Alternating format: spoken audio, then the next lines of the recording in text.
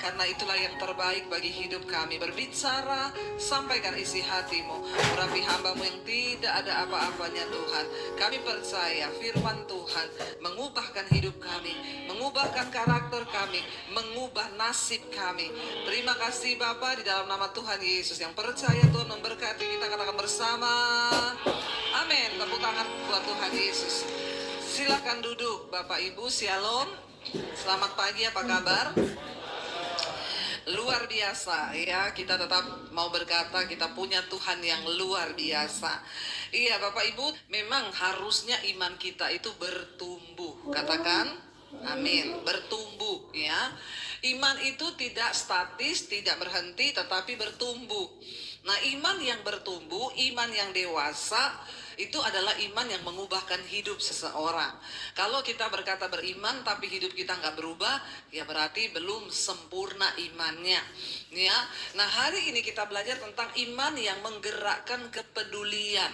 Harusnya orang Kristen yang sudah bertumbuh dalam iman, dia punya rasa kepedulian yang tinggi ya, jadi tidak masa bodoh. Kalau ada orang berkata Kristen tapi hidupnya masa bodoh, jadi suami masa bodoh, jadi istri masa bodoh, jadi anak masa bodoh, lah ini saudara perlu ya dibaptis ulang 15 menit, direndam agak lama ya, biar buka mata langsung di rumah Bapa di sorga. Jadi kita perlu introspeksi diri. Hari ini iman kita itu menggerakkan sesuatu nggak dalam hidup kita, terutama menggerakkan kepedulian. Kita baca bersama Galatia pasal yang ke-6, saudara. Kalau kita lihat di sana ya, judul perikopnya saling membantulah kamu. Ayat yang pertama, firman Tuhan berkata, kita baca bersama saudara ya, supaya baca Alkitab juga. 1, 2, 3. Saudara-saudara, kalaupun dia seorang kedapatan melakukan suatu pelanggaran, maka kamu yang rohani harus memimpin orang itu ke jalan yang benar dalam roh lemah lembut, sambil menjaga dirimu sendiri supaya kamu juga jangan kena pencobaan. Seharusnya di dalam gereja, dalam komunitas kita, di dalam rumah tangga kita, kalau ada seorang yang kedapatan melakukan sebuah pelanggaran, maka kita ini yang sudah rohani, saya mau tanya dulu, siapa yang merasa sudah menjadi manusia rohani di sini? Tidak ada. Ampuni mereka ini Tuhan. Ya, kita semua ini yang sudah menerima Yesus, sudah diubahkan menjadi manusia rohani, karena dagingnya sudah mulai mati. Amin. Jadi siapa yang merasa menjadi manusia rohani di sini? Tidak ada lagi, pulang saja saudara. Ya, harusnya kita ini kenapa disebut manusia rohani? Karena kita sudah mengalami perjumpaan dengan Tuhan Yesus, hidup kita diubahkan, semua kedagingan kita dimatikan, sehingga lambat laun kita ini diubah menjadi manusia rohani. Ya, nah dikatakan di sini kalau ada seorang kedapatan melakukan suatu pelanggaran, maka kamu yang rohani. Nah hari ini saya mau berbicara kepada orang Kristen yang harusnya adalah orang yang rohani. Ya jangan duniawi, kita ini semua dikatakan manusia rohani. Maka kamu yang rohani harus memimpin orang itu ke jalan yang benar. Masalahnya gini, lah itu dia Bu, orang saya aja juga melakukan pelanggaran tiap hari. Bagaimana bisa saya membimbing orang lain? Ya kita dulu nih saudara harus dibaharui menjadi manusia rohani. Setelah kita menjadi manusia rohani, barulah kita bisa membimbing orang lain. Saya berdoa nih jemaat-jemaat ini biar menjadi manusia rohani. Sebagai seorang ayah dalam keluarga, engkau harus membimbing anak-anakmu menjadi manusia rohani. Tapi kalau ayahnya aja belum rohani, terus bagaimana memimpin anaknya dan istrinya menjadi rohani? Yang ada jadi rohana. Ya, jadi kita bertobat dulu kita nih sendiri nih Bapak Ibu.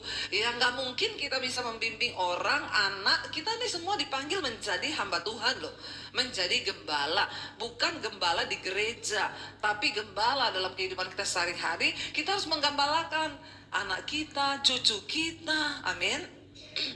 Ya, orang-orang yang belum bertobat, kita ini semua terpanggil menjadi hamba Tuhan, menjadi gembala.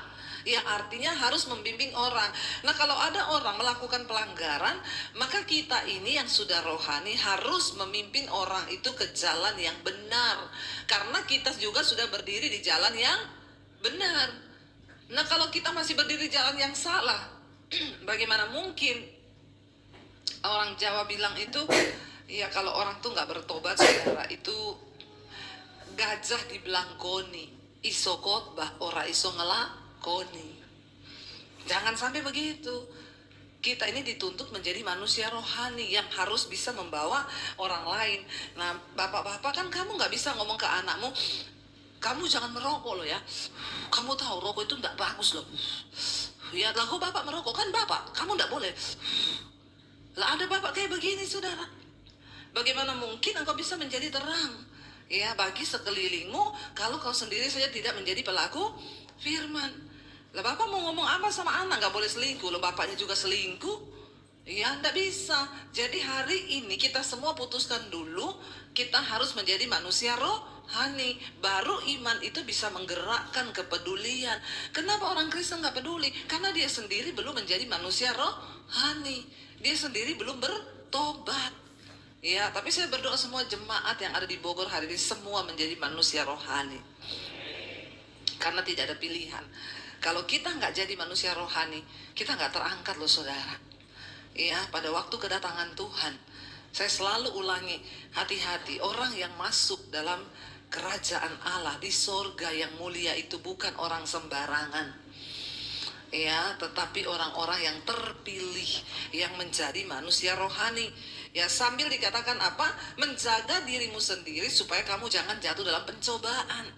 Ayat yang kedua dikatakan, bertolong-tolonglah menanggung bebanmu, demikianlah kamu memenuhi hukum Kristus. Jadi untuk memenuhi hukum Kristus itu tidak ada cara lain, kita ini harus sambil bertolong-tolongan. Kalau ada saudaramu yang berkesusahan, maka kita wajib membantu. Ya, jangan menutup mata. Orang yang imannya hidup itu, dia tuh nggak tahan lihat orang menderita. Saya berlatih sampai hari ini, saudara. Tuhan beri saya kepekaan siapa yang harus saya bantu. Dan setiap hari saya pasti berjumpa dengan orang yang harus saya bantu. Dan Tuhan itu nggak pernah berhutang. Waktu kita membantu orang lain, Dia terus memberkati kita. Sebab firman Tuhan berkata, Allah yang menyediakan benih bagi para penabur. Waktu kita ini menjadi orang yang suka menabur kasih, menabur duit, menabur doa, maka Tuhan akan melimpahkan hidup kita. Saudara, ternyata untuk berbuat kasih kepada orang lain itu kebutuhan loh bagi jiwa kita. Orang yang tidak pernah memberi perhatian, memberi uang, memberi bantuan sama orang lain, itu pasti kau stres dalam hidupmu. Pasti jarang tersenyum, ya mukanya muram, bahkan cenderung sakit jiwa. Kenapa? Karena kebutuhan manusia itu adalah berbagi kasih dengan orang lain. Makanya Alkitab berkata, terlebih berkat memberi daripada menerima. Waktu kita bisa memberi, ada sukacita tersendiri dalam hidup kita. Maka dikatakan di sini, ayo saling bertolong-tolonglah menanggung bebanmu, demikianlah kamu memenuhi hukum Kristus. Jadi kalau kita berkata kita anak Tuhan, tapi tutup mata dengan penderitaan orang lain, maka kau bukanlah anak Tuhan. Biar orang mengenal kita lewat perbuatan kita, dan orang akan berkata, ih dia tuh Kristen loh. Ya, orangnya baiknya luar biasa, amin. Ya, itu harus terjadi dalam hidup kita. Ya, kalau engkau punya kelebihan, jangan terlalu pelit berbagi dengan orang di sekelilingmu. Banyak dari kita yang gagal menjadi berkat karena pelit. Bilang kanan kirimu, jangan pelit kau. Ya, bertolong-tolonglah menanggung bebanmu. Ya, ayat yang ketiga berkata, baca bersama. Ya, kalau apa dikatakan ayat 3, sebab kalau seorang menyangka bahwa ia berarti, padahal ia sama sekali tidak berarti, ia menipu dirinya sendiri. Banyak orang yang kepedean, merasa bahwa dia itu berarti banget, padahal pelitnya setengah mati. Ya, kau menipu diri. Tidak usah menipu diri, saudara. Ya, biar orang lain merasakan hidup kita. Jangan menyangka atau merasa kepedean, ya. Sebab kalau seorang menyangka bahwa ia berarti, padahal ia sama sekali tidak berarti, maka ia menipu diri. Nah, banyak orang Kristen itu suka menipu diri, merasa paling berarti. Ya, di dalam dirinya itu merasa paling berarti. Kasih kolekta aja 2.000. Maaf ya, maaf. Saya nggak bicara tentang nilai, tapi saya bicara tentang sikap hati saudara. Sering kali ada orang-orang yang dia itu buat apa tuh rela keluarin uang banyak. Tapi ke gereja ngasihnya 2.000, 5.000. Masih ada di sini, bertobat kau. Tidak mungkin hidupmu diberkati. Ya, saya nggak bicara kalau saudara miskin. Kalau memang saudara hanya punya 1.000 dan tinggal itu pemberian terbaik di mata Tuhan.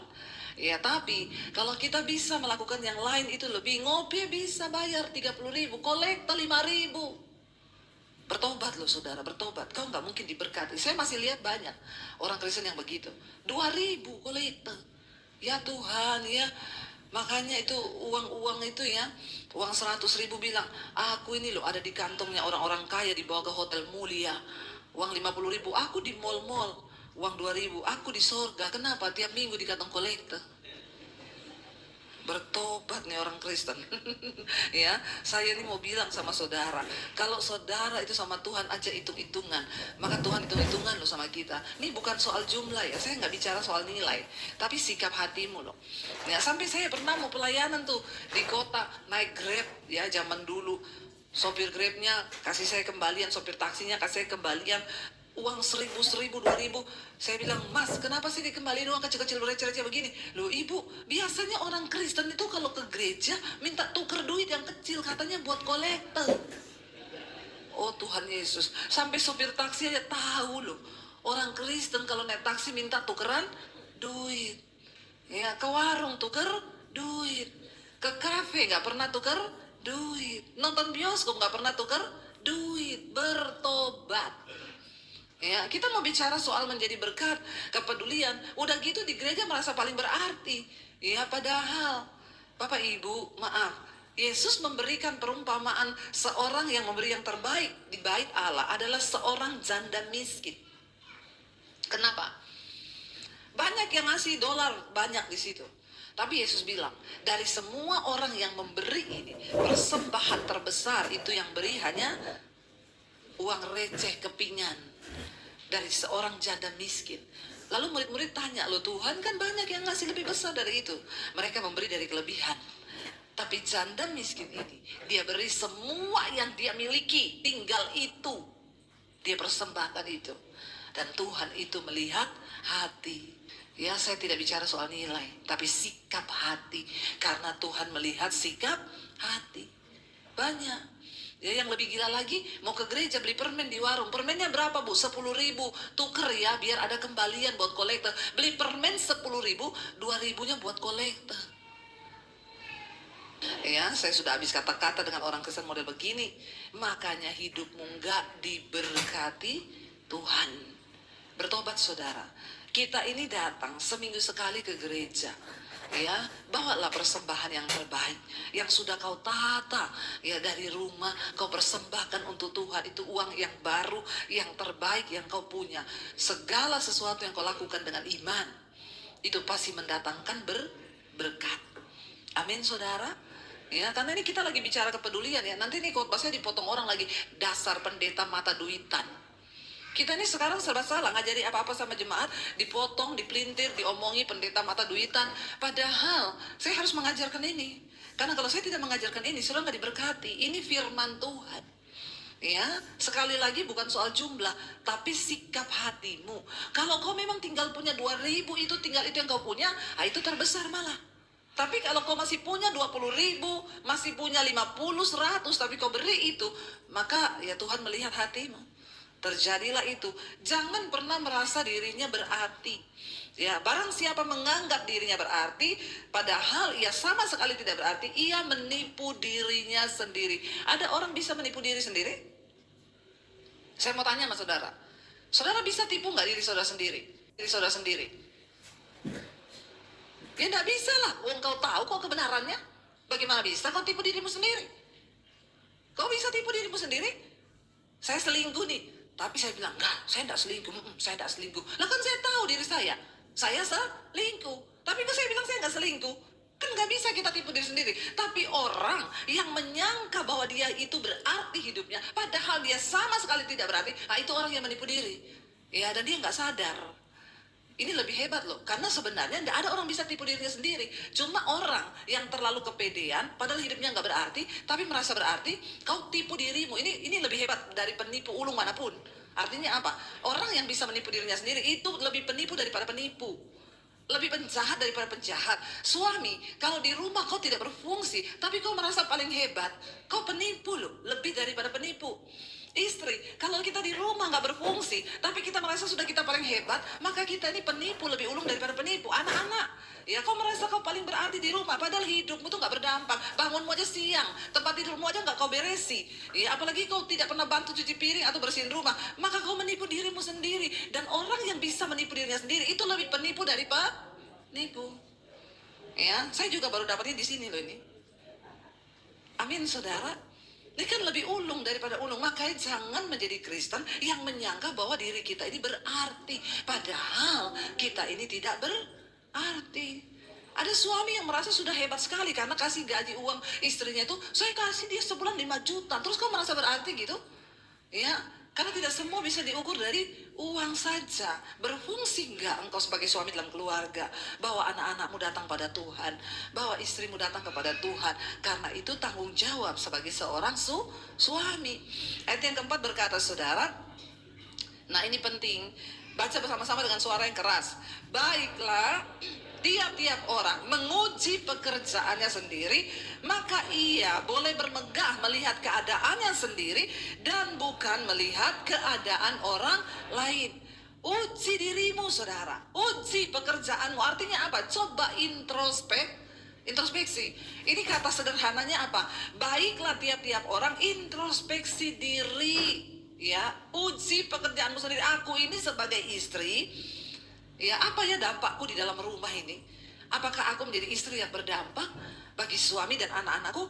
Sebagai seorang suami, kau perlu introspeksi diri. Ya, ini orang Kristen yang benar. Ya, apakah aku ini di rumah ini berarti? Sampai di mana dampakku, pekerjaanku? Uji hidupmu sendiri, dikatakan tadi di sana. Ya, tiap-tiap orang baiklah menguji pekerjaannya sendiri supaya dia boleh bermegah. Kalau kau temui, oh aku ini ternyata selama ini sudah menjadi suami yang bertanggung jawab, menjadi istri yang lalu kau bermegah, terima kasih Tuhan.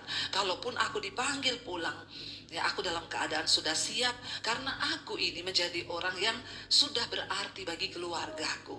Supaya kau boleh bermegah, tidak kepedean kayak tadi, merasa diri berarti padahal tidak berarti. Ya, itu loh maksud ayat ini. Mari kita semua introspeksi diri sebagai anak. Ya, introspeksi diri. Apakah kau itu berarti dalam keluarga atau jadi anak yang cuma menyusahkan orang tua? Ya, mari kita semua bermegah atas apa yang kita lakukan. Ayat yang kelima, sebab apa? Tiap-tiap orang akan memikul tanggungannya sendiri. Dengan kata yang lebih sederhana, firman Tuhan berkata, sebab semua orang akan mendapat upahnya masing-masing. Kalau kau menjadi istri yang baik, maka kau akan terima upah dari Tuhan, itu juga yang baik. Kalau kau menjadi anak yang baik, itu berguna bagi masa depanmu sendiri, anak-anak. Kenapa orang tua itu selalu bilang, bangun pagi, kerja, kamu harus begini. Bukan untuk hanya kebaikan orang tuamu, tapi supaya di kedepan hari, kau menjadi anak yang berarti, hidupmu berubah, masa depanmu juga baik. Ya, itu karena engkau dikatakan tiap-tiap orang akan menerima upahnya sendiri-sendiri. Pada akhirnya, apa yang kita tabur itu yang akan kita tuai. Kalau kita menabur kebaikan, maka kita sendirilah yang akan menuai kebaikan.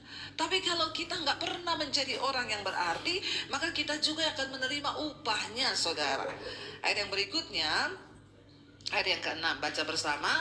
Dan baiklah dia yang menerima pengajaran dalam firman, membagi segala sesuatu yang ada padanya dengan orang yang memberikan pengajaran itu. Nah, ini maksudnya apa? Kalau saudara menerima pengajaran firman dari hamba Tuhan dan saudara merasa diberkati, ya jangan lupa saudara, berkati hamba Tuhan itu. Berkati orang yang sudah mengajarkan engkau firman. Ya, saya tidak suruh saudara memberkati saya, tidak usah. Ya, berkati hamba-hamba Tuhan yang ada di tempat ini. Ya, saya pun mengucap syukur saudara. Jadi jangan iri kalau melihat ada hamba Tuhan diberkati. Karena memang firman Tuhan mengajarkan demikian. Ya, jangan bilang Ibu Debbie itu enak ya, kemana-mana kok ya gini ya, kok kemana-mana ya, jangan heran. Ya, saya pergi ke luar negeri, ada yang bayari tiket, sampai sana ada yang siapin fasilitas, ada yang ngajak makan. Kenapa? Mereka berkata, Bu, kami ini mengalami perubahan hidup karena firman Tuhan yang Ibu ajarkan.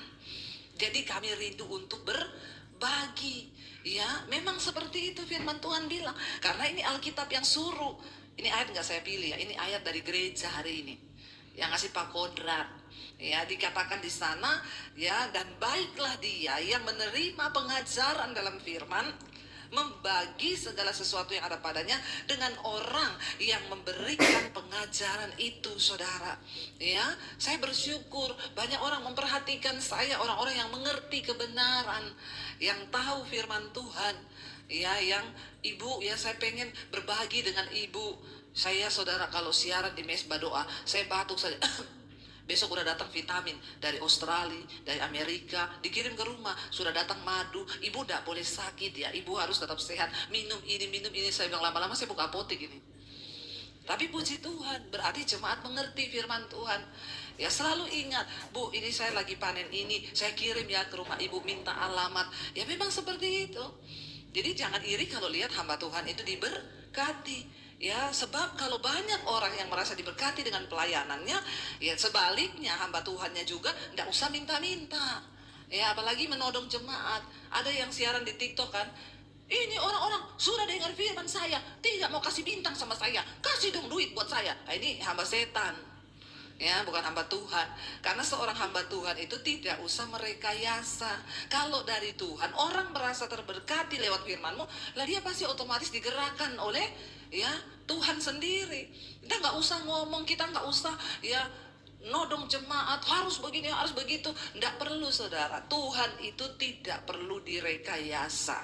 Sebab semua itu berbicara tentang perkenanan Tuhan. Kalau kita hamba Tuhan hidup benar, kita nggak perlu minta, maka orang akan mencukupi. Makanya kalau ada orang, saudara, hamba Tuhan datang, Bu Debbie, saya ini butuh, saya buka gereja tapi berat sekarang, begini untuk sewa aja nggak bisa. Saya bilang, kau berdoa. Apa Tuhan yang suruh kau buka gereja? Karena kalau Tuhan yang suruh, kau tidak perlu minta-minta. Sebab ada perkenanan Tuhan atas hidupmu. Tapi kalau kau sampai minta-minta, merendahkan diri, apalagi mempermalukan Tuhan, itu bukan pekerjaan Tuhan. Mungkin dagingmu sendiri yang kepengen. Karena tidak semua pelayanan itu berasal dari Tuhan. Banyak yang timbul dari hawa nafsu. Orang pengen buka gereja, padahal bukan panggilan.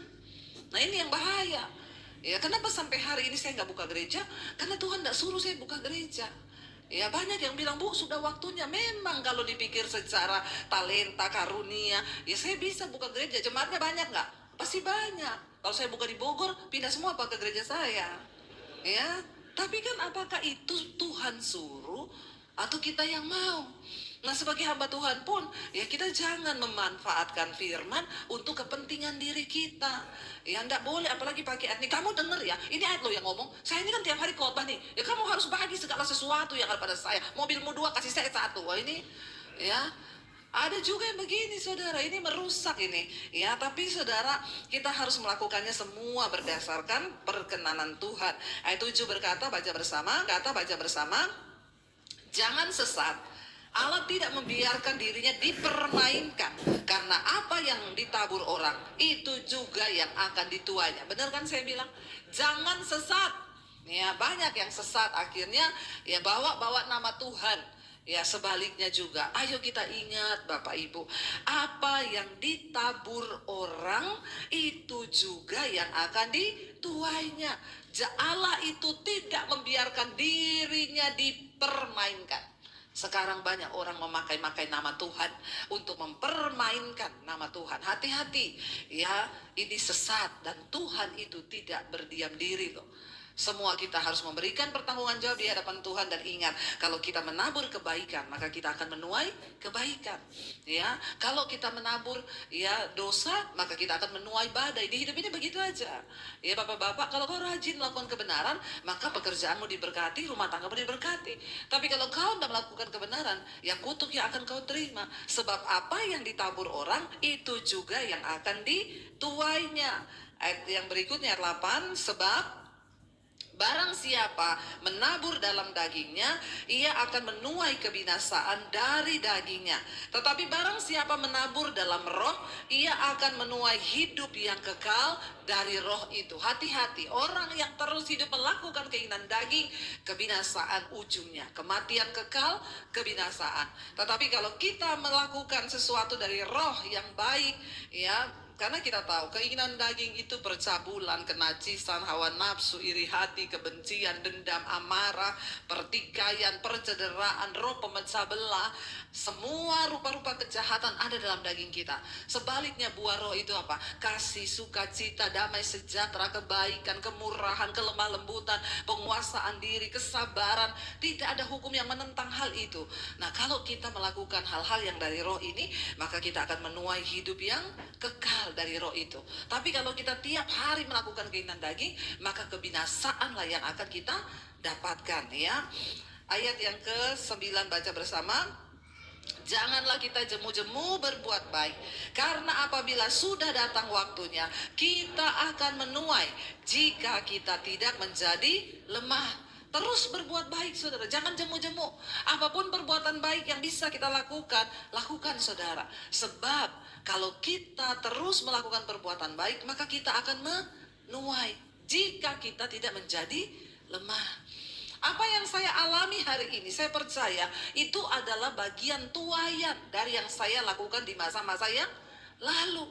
Ya, semua yang hari ini sedang kau alami itu hasil tuaian. Ayat ini bilang tadi, apa yang kau tabur itu yang akan kau tuai. Dan jangan jemu-jemu berbuat baik, sebab kalau sudah tiba waktunya, karena Alkitab berkata Tuhan itu tidak pernah berhutang. Dia membalaskan segala kebaikan kita bukan hanya nanti ketika kita mati masuk surga, kelamaan keles.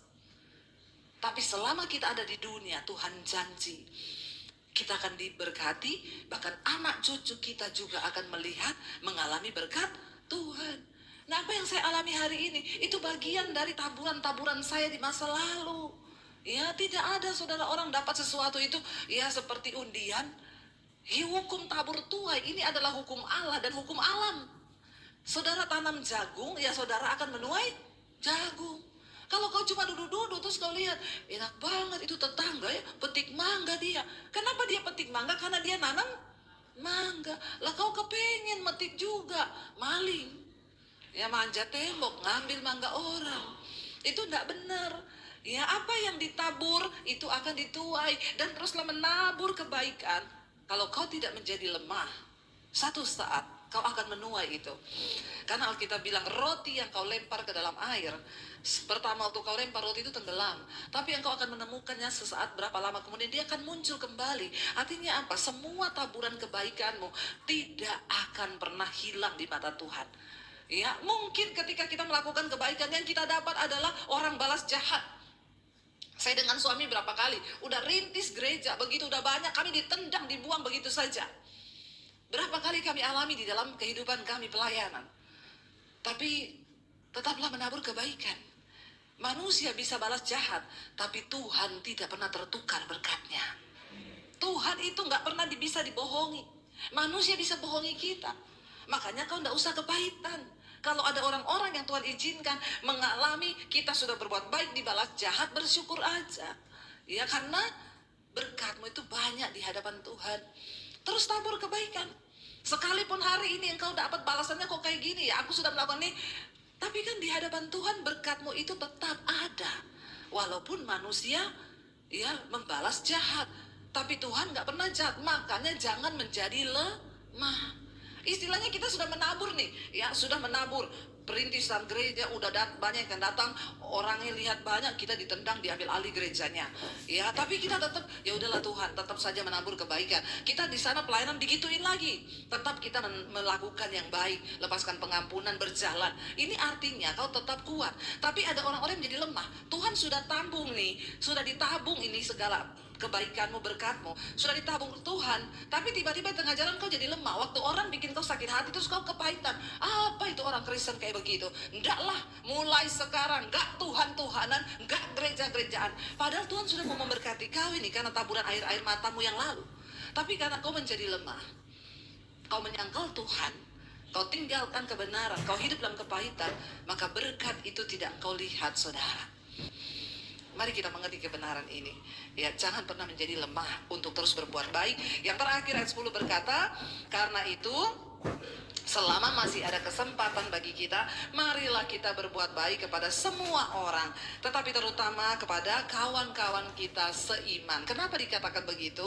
Karena yang dekat itu adalah orang-orang yang seiman. Bohong kita berkata kita berbuat baik kepada orang di luar sana, padahal orang yang dekat kita saja kita tidak perhatikan. Jadi Bapak Ibu, kita berbuat baik bukan hanya untuk kebaikan orang lain, tapi ternyata taburannya juga bagi kita. Sebab Tuhan mencatat setiap upah kebaikan yang saudara lakukan. Saya undang para imam musik maju ke depan. Biarlah kita ini setiap hari, saudara, ya, mau menjadi suratan Kristus yang terbuka, sehingga lewat hidup kita orang lain boleh mengalami Tuhan dan mereka berkata, wow, ya Tuhan itu dahsyat, Tuhan itu ajaib, dan Tuhan sanggup melakukan segala perkara. Saya berdoa jemaat di Bogor ini ya bisa menjadi garam dan terang dunia. Kita beriman bukan hanya percaya, kita beriman bukan hanya di gereja kita berdoa, tapi kita juga ini menjadi alat Tuhan untuk membawa kemuliaan bagi nama Tuhan. Bangkit berdiri bersama saudara.